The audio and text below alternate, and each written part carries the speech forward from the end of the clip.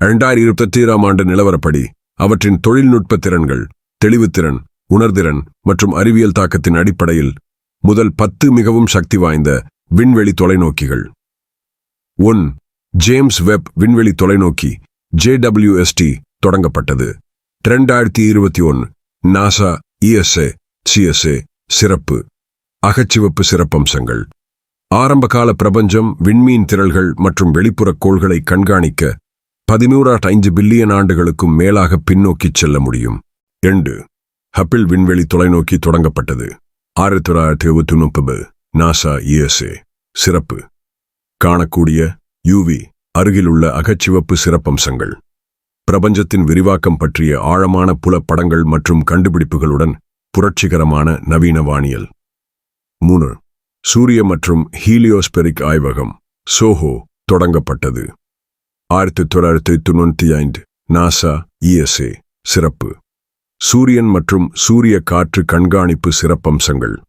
சூரிய எரிப்புகள், விண்வெளி வானிலை மற்றும் கொரோனல் நிறை வெளியேற்றங்கள் குறித்த முக்கியமான தரவுகளை வழங்குதல். 4. சந்திரா எக்ஸ் கதிர் ஆய்வகம் தொடங்கப்பட்டது.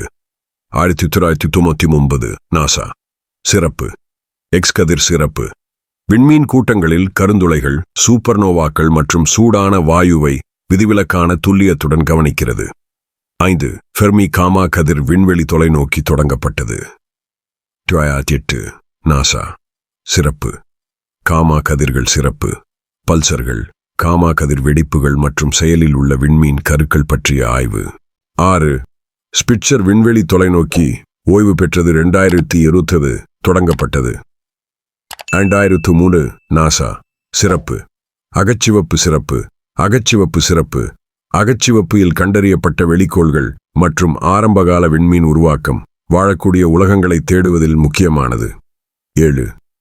யூக்ளிட் விண்வெளி தொலைநோக்கி தொடங்கப்பட்டது. 2023 ESA சிறப்பு இருண்ட ஆற்றல் மற்றும் இருண்ட பொருள் தெரியும் மற்றும் அருகிலுள்ள அகச்சிவப்பு சிறப்பு பிரபஞ்சத்தின் விரிவாக்கம் மற்றும் கட்டமைப்பை புரிந்து கொள்ள பில்லியன் கணக்கான விண்மீன் திரள்களை வரைபடமாக்குதல். 8. நான்சி கிரேஸ் ரோமன் விண்வெளி தொலைநோக்கி திட்டமிடப்பட்டது. 2027 நிறுவனம்.